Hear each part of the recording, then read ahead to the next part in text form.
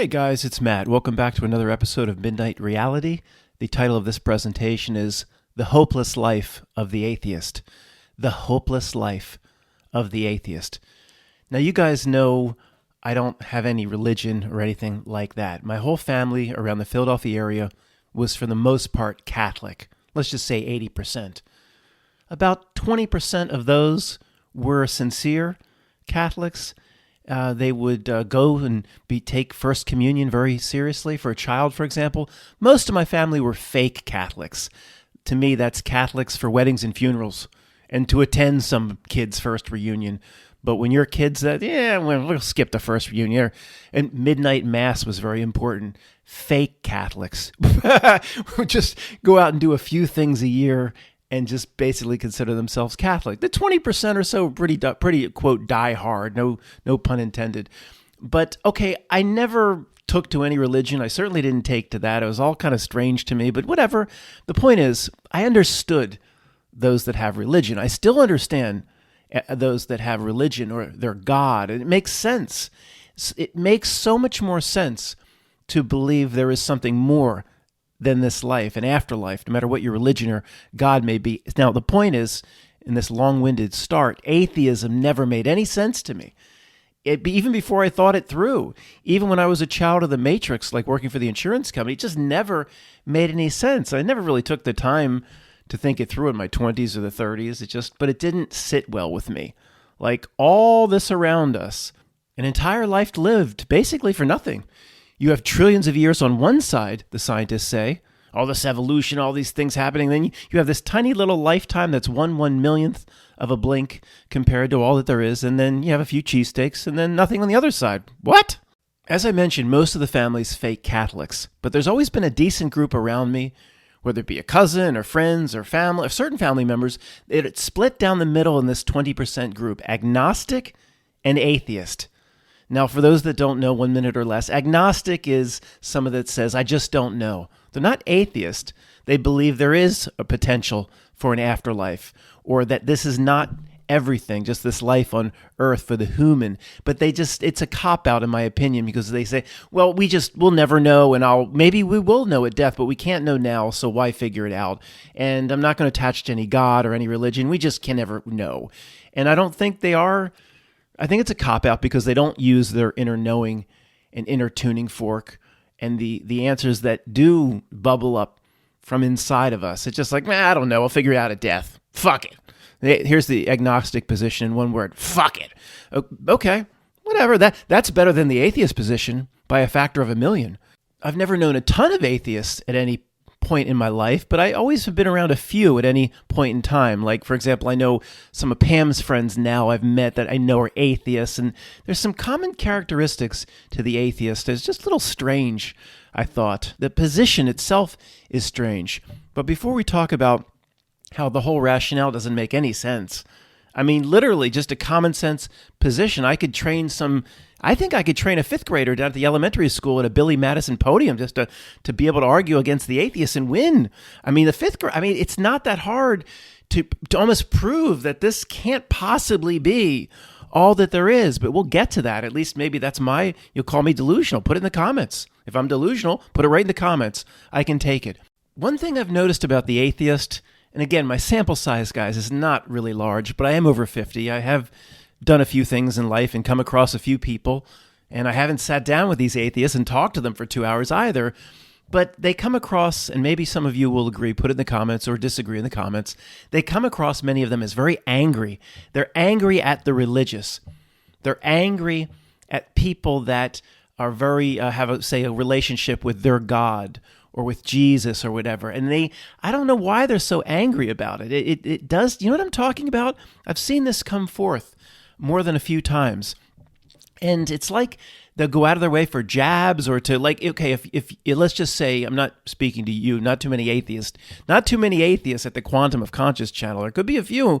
I would say a couple years ago, not too many Catholics either, and a few pop up, and one's a good friend of the channel. I don't understand it, but hey, whatever. Okay. Not a lot of atheists here. That's probably pretty assured. But if you were an atheist, like, okay, everybody goes to nothing, and everybody that's of a certain religion to the atheist is delusional, and everything just goes to the dirt and goes to nothingness. Why be angry at the religious? Where's the anger come from? You see what I mean? If all these millions and billions are delusional, well, okay, they're delusional. Why are they angry? For what? I don't understand that. There's something there. Maybe we'll put a finger on it by the end of this presentation. The anger comes from somewhere. There's no reason to be upset. If there's a group of people, the whole western side of Pennsylvania literally worshipped Papa Smurf. La, la, la, la, that whole, whatever. They thought the Smurfs were real. And that, once you started taking the Pennsylvania Turnpike and you crossed over the other side of Harrisburg, everything was like Smurf God. I wouldn't care. I would think that's ridiculous, but I wouldn't be angry at it. See what I'm saying? The atheist gets angry at the religious. For what reason? That's what maybe we could get to the bottom of. They get angry for reasons I don't think they're aware of. If you flip it around, say a Christian, I don't think the religious or the Christian is angry at the atheist at all. I think it would be just the opposite, a pity, or feel sorry for them, that they don't have a relationship with the same God, or that they might go to hell or to limbo or to that horrible place in the Jewish religion called Sheol. So is it called Sheol? Sheol? I don't know. It's the worst place. It's the most depressing place you possibly can imagine. I never want to read about it again. It scares the heck out of me. The Jewish Sheol. But the Christians are not angry with the atheists. See, it's a one-sided anger. So if I was debating the atheist standing behind my Billy Madison podium in a winner-takes-all debate for the company, Madison Hotels, one of the things I would do in starting the presentation is say, sir, or madame, or they, them, whatever you want. We won't use any of those. How about your first? What's your name? Oh, Susan. Can't I just say Susan? What does it matter about pronouns? Can I just say your name for crying out loud? Why are you so angry? They, them. Why are you so angry? Now, I'm not exactly sure what the atheist I am mock debating would say, but I can pretty well predict it won't really be a great response, because I don't think the atheists know themselves why they carry such anger. And again, guys, if I'm wrong and 9 out of 10 atheists don't carry this anger, then I'll end this section. And it is going on an assumption using a small sample size, but I think, again, many of you know what I'm talking about. They don't know themselves. They say, well, people believe that there's this God on high, and they're so delusional, and it just upsets me. Why? Why does it, see, it has nothing to do with you. They're not getting up in your business. They're not getting up in your, some Jehovah's Witness come once a year. Is that a big deal? It's like if the whole society, let's just say there's certain Muslim countries where the whole government structure, what do you call it, theocracy? It's centered around religion, of course. Iran and places like that. And if the entire structure around you, I can understand why it would upset you. But that's not the case here. So we'll talk a little bit later why they don't even know why they're angry. And if they ever got to the root of where their own anger is being generated from, I think it would be quite shocking to the atheist. Many of you have heard over time the atheist mock the religious, and they'll say similar thing. Oh, there's this magical God on high with his pixie dust and just waiting to embrace you at death. And oh, isn't it convenient? There's going to be a heaven for you, and they mock. But the atheist position ignores the elephant in the room. In this entire debate, really everything comes back to one gigantic elephant stuffed in a broom closet. It's everything. It's where did all this come from? Everything around you. Okay, the atheist certainly doesn't agree with the religious position. It makes a lot of sense that the all-powerful God needed 6 days to make the earth, then he needed to rest, and they use all of that against the religious, when who knows how much of that should. Matt, it sounds like did you become a Christian? No, okay? We're just taking this tactic right now. The atheist position is the lowest position. All right, that's a position that makes no sense. This is what the Christian atheist debate would look like at this time. Okay, the atheist does not even acknowledge the elephant in the room, other than all of this, a Big Bang. Well, that just makes no sense. Well, where did that come? What was before the Big Bang? Expanding universe. Expanding into what? The religious perspective is mocked by the atheists, but the religious perspective that says, well, we can't figure it out, but God made this. There was a creator of some kind. To me, that makes thousands of times more sense. There's a creator of some kind. Then it all came about at random. I mean, look at the hummingbird. Every so many years here at my house, a bird hits the window, and most live. I've seen a few flutter around, and then they fly off. I don't know, maybe 3 times in 20 years, 4 times in 20 years, a bird in the sun glare has hit the window and boom, broken its neck and died. A blue jay or a robin, but a hummingbird actually did it. And I went outside, I heard the bang, and it was dead as a doornail, but it was the first time I ever got the chance to take a close look at the hummingbird. It wasn't mangled or anything, it was dead. And of course I let it alone for an hour to see it didn't move or anything, it was dead. But to get up close, the green, I don't know what the exact scientific name is, green-headed, green-necked hummingbird, the more popular type of hummingbird, say for eastern Pennsylvania, one of the most beautiful things I've ever seen up close. Indescribable, incredible creation. There's no possible way this came from Darwin's evolution. Evolution at one point, millions of years ago, billions and billions of years ago. See, this bird went this way on the evolutionary chain and needed to flap real fast. You flap real fast. You flap fast. But this bird over here, like a big fat robin, just jumps around on the ground and shit. And the evolutionary chain split off. Don't you know that? Ridiculous. What kind of a moron would believe in that horse shit? Are you kidding me? Birds, there's thousands of different types of bird colors, even like in the Amazon alone, all from Darwin's natural selection and evolution. Come on, sir. That is ridiculous. So to me, if somebody comes along and said, well, I can't explain it, but my God did it, that makes about 1,000,000 times more sense to me than the atheist position. So if it's my Billy Madison turn in the debate, I would say, just like an Animal House, I put it to you, Greg, where did all this come from? Oh, I can say, I'll do like what Eminem did in 8 Mile. I'll predict what they're going to say back, and I'll rap it first. I say, you're just going to say a Big Bang. You're going to say Darwin's evolution. Well, what was before the Big Bang? Well, we don't know. Well, you don't know. What didn't maybe God created what was before the Big Bang? How can you take something off the table when you very quickly and immediately hit a wall where you don't know? At least the religious person says, well, I don't know, but I know my God did it. That's something.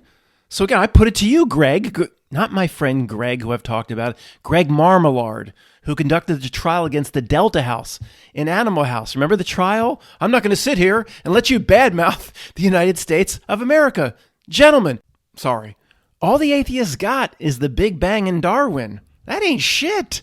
If that's a hand of poker, you're looking down. You got a 2, you got a 3, you got a 4 of clubs, you got a joker. You ain't got shit. Well, Matt, you're working on a flush. No, he ain't got no flush. There's a 10 shoved in there. You ain't got shit. Who's your hero? Stephen Hawking is your hero. Neil of the Grass-Fed. Mitch Pikachu.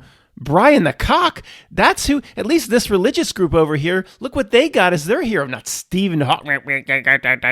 They got the God of all gods. At least the creator of all things. You atheists might get on this group over here, call them delusional, call them names, but look who they're looking up to. Who's the chief commander on their org chart? The God of all things?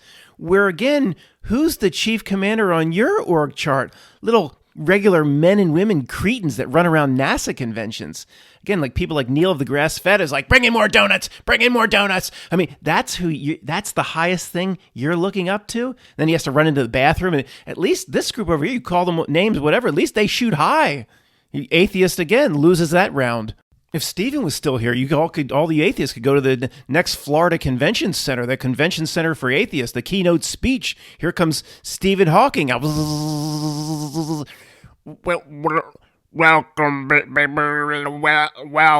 to first 666 annual atheistic convention. Come on, atheists. That's the pinnacle for people like you, people like that, people like that. Come on, you might get on this group over here, call them names, but at least they're shooting high. Come on, man.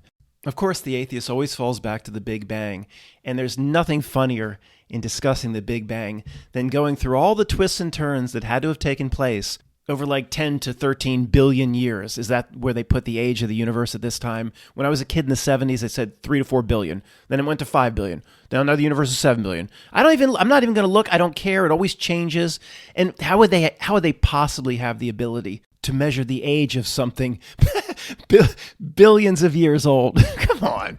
If it's over, say, 40,000 years old, they wouldn't, don't talk to you about carbon dating for 13 billion. Come on, this is a joke. The number of twists and turns for you to be sitting where you're sitting right now, the chances, the genetic chances. For example, if your grandfather, just two back, if your grandfather ran off with a man in the trenches of World War I or II or whatever, in the Vietnam jungles, ran off with a man, then you wouldn't be sitting there. That's just two back, let alone millions and millions. If a certain marmot, which was your ancestor, atheist, it turned right and it avoided the brontosaurus steppe. If it turned left, it would have been squashed by that same brontosaurus. Then that line, you'd be cut off. You wouldn't be sitting where, just the ridiculous, it gets into the probability, per the atheist, this is the way they think, the chances of anybody sitting here right now, listen to the words coming out of my mouth, there's no word for it. 1 0 0 0 0 0 0. These are zeros. 0 0 0 0 0 0 0 1 and 0 0 0 0 0 zeros all the way down to the Florida Panhandle. That's the chances.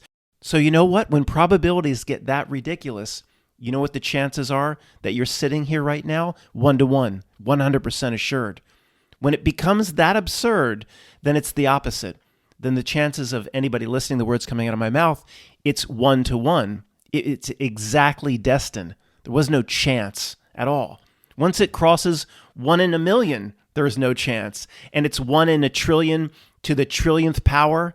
Everybody had to zig and zag the exact right way for your genetic line to line up exactly right. Come on. This isn't even worth talking about. It's so friggin' stupid and ridiculous. Well, Matt, there's some new people here, and it's a good reminder for all of us. What exactly do you believe? All right, that's not really the purpose here. It's to examine the atheist, but yeah, it is appropriate, I guess, to give you 3 or 4 minutes. Reiterate. I'll be quick for the old guard that know my position on this. I believe, here's the good way to start this. Tony, who I've mentioned many times, not my friend, the one that communed in some way with his higher self, he did say, look, why is everybody here, he said, so concerned with a relationship with the ultimate creator or ultimate God? Basically, in so many ways, said that is many, many layers or fractal layers away. It's not for you to know God here. There's an aspect of you that's not here. That's the next layer up. Work with that aspect to do what you need to do here. We are limited and governed and dumbed down in this human body with senses, and there's many, many things we're never going to truly know. So just worry about that one layer up, which is a little different than worry about yourself, but it's actually worry about yourself, because that aspect, that's, say, higher self, that is you. You're it. It's you. I'm not going to do the Carolyn putting in the car again from 16 Candles, but you know what I mean. It is you. Worry about one layer up. Tony would say, why is everybody here so concerned with thousands and thousands of layers up in the fractal, the ultimate God, source, creation, whatever it may be? That's not for you to know here. And I agree 100%. To a relationship with God. This is where, Matt, you're not turning Christian. Yeah, I see that now. Yeah, a relationship with ultimate creation here makes no sense. I've said before, this is the place to not know God. You might have known Jesus incredibly well before you came here, or known God, or you might know all about source creation and ultimate God, whatever your religion may be, Christian or anything else. And then you come here. This is the place to have this experience, to not know God. Look around. How is this the place to know God? These kids over here dying of child cancer, this war over here. Oh, this is the place to know really a relationship with. It makes no sense to me. Zero. Maybe you had a great relationship with God. Then you came here. I mean, as I've said, I'll do it one more time. Man is starting a boyfriend and girlfriend, if that's still even legal, but we'll just assume that still exists. Boyfriend and girlfriend in the Los Angeles area, that hellhole where I used to live. And then one day he calls his girlfriend. They think they're going to go to the movies or something and see Barbie. And he's like, "Hey, I'm in the Philippines." You took a vacation to the Philippines? You didn't tell me about that, honey. No, I moved here. It's a very nice little quiet place. And you didn't think there could be a quiet little alcove in Manila, but there is. Had a good realtor. You moved to the Philippines full time? Yeah, why? Why would you do that? I thought things were just starting to go well between us. And then the guy in the Philippines, like, they're going great. They couldn't go any better. I moved to the Philippines to get to know you better. You moved as far away as possible on the known earth to get to know me better. I think that is a decent analogy that should be presented to people that they're here in this place that say, I'm developing my relationship with God. What the heck? You can still worship your God. Hindu, Christian, Islam, Muslim, you can still worship your God, and this created this experience for me, but I don't understand the whole relationship. I mean, does God come in the chair at night and you have conversations? I don't get it. To me, this place here, this place can be beautiful and it can be hardcore, horrible, violent, childhood cancer deaths, people being killed on the street. It can be horrible, this place. It's ruthless. This place right here is about as far away from God as anywhere in the known universe. You tell me a place that could be farther from God. Or Sheol. Maybe Sheol. That's about it. So I'm with Tony on this one. I think there are a lot of layers. When I say thousands of layers away from God, I don't know. How would I know? I'm just trying to give you an idea of what I believe the expanse to be between where we are now and the ultimate, your God, source creation, the ultimate source of all things, etc. Tony's like, worry about the layer that's right here. You know, you and your higher self, you came here for a reason. Figure that reason out. Worry about yourself. Part 2 activities. What do you need to do here? What do you need to learn here? Oh no, he presented this world as a school. Oh, God forbid. We are here for a reason. We came here for a reason. You know what you need to know here? Yourself. Not a relationship with God. You need a relationship with yourself. That's one of the things about doing the part 2 of the work. And we don't have a ton of time to figure it out. The decades just roll by, fly by. We need to have a relationship with one. Worry about the layer that's right in front of you. People saying I have a relationship with God thousands of layers away. Okay, Matt, your position is clear. I don't think we could be farther away from God in this place. I believe I'm an aspect of something that's not here, a part of it. It is me. I am it. I'm here for a reason. And the whole worry about yourself activities and the part 2 of the work is to do what we need to do here. I believe there potentially is a consequence, no consequences, people, if we don't do what we're supposed to do here. We need to get it done and get it done now. Does that mean a repeated life? Does it mean the higher self can't take its incarnations out of similar reality systems? I don't know. But because we have the awareness, a very rare awareness you and I have that most don't have in this reality system, it's time to get done whatever we need to do now. But just to end with the way this section started, 30 more seconds about me. I have no religion. I see no need for a religion. The big problem there is which religion is right. Having to pick one, it makes no sense. No religion can reconcile what happens if you pick the wrong one. Why would a God be so spiteful and jealous if you pick It makes no sense to me, all of that. No reason to get into it. I believe I existed before this place, so I will exist after. Do I have all the details? No. Do I think I have to bow down before a God to get out of here? No, I don't. As I've said before, we all tend to do the one-size-fits-all thing, and I would say why.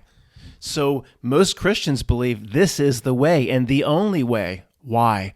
A Muslim would believe Muhammad is the way and the only way. No, Jesus is the way and the only way. Every single presentation is one size fits all. Why? Why does that have to be? Just because in this limited, governed, dumbed-down brain we can't comprehend anything else? Typically, in the way this universe works, in my opinion, the limited thinking is almost never right. That's a limited thinking. Why must one size fit all? If Jesus is the way out for you, I hope it is the way out for you. It certainly may be the way out for you, but why does it have to be the way out for me? Are you the exact same incarnation that I am? Were we in the exact same place before we came in here? We don't know that. You don't know that. Nobody knows that. I'm not saying Jesus is not the way for you. It certainly may be. Now, that's a new argument back to a lot of, say, Christians. A really new argument. I don't think they've heard that one before. How many Jehovah's Witnesses have come up to the door and said, you know what? I think you're right. Absolutely right. You're going to become one of us. No. Well, I don't understand. I think you're absolutely right. For you. I'm not going to do the Bane voice. For you. You're right. That is your way out. But why would you think it's my way out? See, this is so far into, they would say, well, what do you mean? If you're acknowledging my way is correct for me, it has to be the way for everybody. Why? Okay, we're going in circles here, you understand.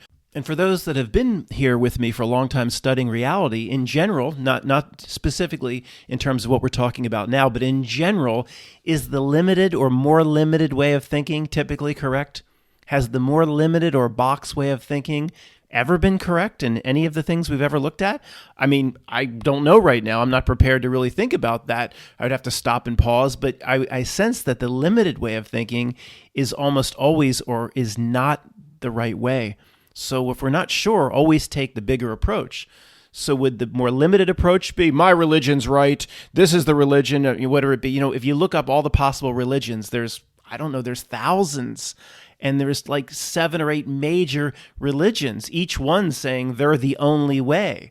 So we sense that the limited position is usually not right in this reality system. Now, if Christians or any other religion could explain what happens to all the other religions and how that fits in, the billion that select Buddhism and the billion that select Hinduism, how that fits in, if they had a good explanation, I would pay more attention to it.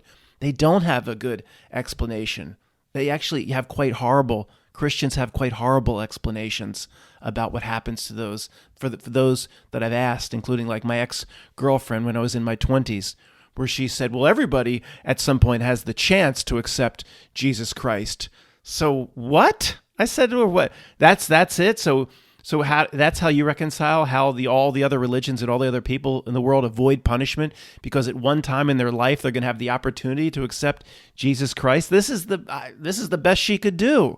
I don't know what if there's a more thoughtful explanation, I'd like to hear it.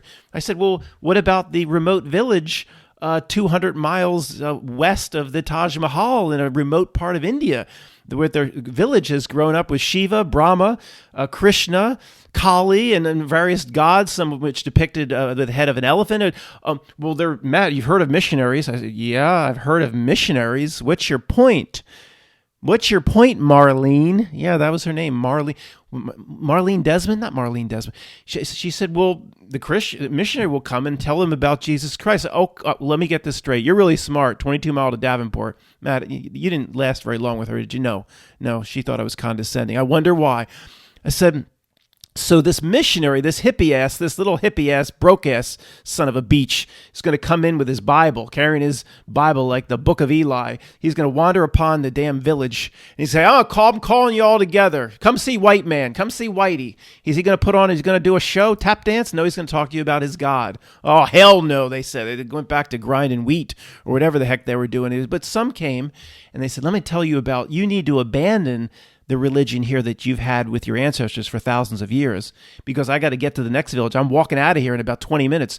I'm going to tell you about Jesus, and you're going to abandon your 1,000-year tradition. You're going to hear my shit. Nobody would abandon thousands of years of the tradition of the village because some hippie asshole smoking reefer came in to talk about, come on. That's the best. I said, Marlene, that's the best you can do? We didn't last. Yeah, we didn't. She got rid of you, Matt, didn't? Yeah, she did. Whatever, for other reasons. But that, okay, I'm sure there's some other, but I've never heard a good explanation as to how Christians reconcile all the other religions. They picked wrong. Well, the evangelical Christian is very intransigent in this regard. What's happening to all of them that pick wrong? Hell. Hell is for children. Hell. Ninth plane, sons of bitches, if you picked wrong. Now, I'm sorry. Maybe it's just me. This just doesn't sit right with me. I asked my uncle at a family gathering that same question, and I told you before, it didn't go too well. At least Marlene was prepared with an answer. Well, Matt, missionary will come all over the world, and they'll preach the gospel, and these people have a chance to accept Christ. At least she had a conviction towards that answer. My uncle, he was backed in a corner. because he knows there is no good answer. You God damn it! He hit the table. You always want to cause trouble. His reaction, because he was backed in a corner, was to get angry and pissed and shut it down that way. There was no logical explanation to shut it down. And I assure you, when I asked the question, it was a legitimate question at the time. Whatever he was talking about at that end of the table, I was not trying to cause trouble, which was his charge in my trial. I was not trying to get under his skin at all. I'm very curious. My uncle is the number one Catholic in my family, the most serious Catholic. I was very curious as to what his position would be in this regard. And if anybody comfortable in their own position should be able to talk about this quite easily, or you're not comfortable in your position. Am I missing something? Matt, explain to me what you believe your relationship with his higher self. God damn it! You're trying to cause trouble. You're always asking me about me and my higher self. Why are you trying to cause trouble? Why? No, I would say, yeah, I can explain what I believe my relationship is with the aspect that's not here. I'd love to talk about it. See, that's the way a normal person behaves. But getting back to the atheist and taking the podium against them was the original purpose of this video. If they're holding a hand of cards, I think they got nothing. They look down at their cards, and there's a 2 of Stephen Hawking clubs. There's a 4 of Neil deGrasse Tyson hearts. There's a 6 of Brian Cox Big Bang spades. They got nothing. They're holding nothing. Maybe that's why they're angry, and maybe they know they're holding nothing. There's a reason for that anger. Matt, it's not just their debating position where they're holding nothing. Per their belief set, they're holding nothingness. That's what atheism is. They're holding nothing because they're going to nothing. And here's why they might be angry. Remember, we talked about, and I've mentioned this in the past, one size fits all, and maybe the bigger thinking is one size does not fit all. And there may be different types of people here and different types of entities and different types of spiritual beings. Just look at Melvin P. Just look at him on the cover of a Mad magazine, or pushing his new Microsoft, hawking his new Windows, or just look at Melvin P. You think that's the same entity that you are? Just look at any of these creatures like Santa Claus, Schwab, not the real Santa Claus that delivers toys. He's a good guy. Look at Santa Claus. They're not, you can just sense they're not the same as you. So that, again, we get back to the atheist position, going to nothing. Maybe the atheist is the NPC. Maybe the atheist is correct for them. Maybe the atheist is absolutely correct, but that's their fate. Why does that have to be your fate or my fate? This is not a one-size-fits-all McDonald's. It's have it your way, Burger King. This ain't just you get special sauce and you can't take it off. This is have it your way. This is not one size fits all. Have it your spiritual way. Why does it have to be one size fits all? Everything spiritual or religious in its entire place is always one size fits all. I mean, why can't Jackie from Risky Business talking to Joel be right? Remember what she said? Jackie, he ordered the wrong brand. He came to his house. He said, Joel, when you put your good money, you don't buy Zenith if you want RCA. When you put your good money down, that's not one size fit. Not everybody gets Zenith. See, Jackie said it. If everybody, the reasonable person understands it might not be one size fits all, especially for something as important as the spiritual realm. I sense one of the reasons, or maybe the main reasons, people like us are usually very positive people. I mean, sometimes I hear you, it's tough to get out of bed in the morning. And what are they going to do to us next? They brought the 2001, they brought the 20. I mean, okay, it's tough. We all have our struggles. But generally, considering this nightmare, like called the presidential political race and bullshit like that, typically we're generally positive because we sense this is just a train stop. This is just, we existed before, we'll exist after. We don't need all the answers. We need to know ourselves. We need to figure out what we need to do here. But for behind the next door, we don't need all the answers. We're here now. Part 2, whatever. We're generally positive people. Because we sense this is one little aspect of all we can do is put it in years, things we understand, trillions and trillions a year. There's one little train stop. Okay, got it, Matt. Now, maybe that's why the atheist is pissed off. They sense in a similar way that this is not a train stop for them. All right, I'm doing much better in terms of how positive I am. I still have my days. I used to be a very negative person. I started off in high school getting the biggest complainer award in my high school superlatives. I didn't go around bitching. It was my father was a teacher in Upper Merion High School. I could get away with, and I wasn't an asshole about it. Teachers generally liked me, but I started off as with the biggest complainer in the whole high school award. And I'll just explain it to you quick. Every time a test was announced, I complained about it on behalf of the class. Oh, hell no.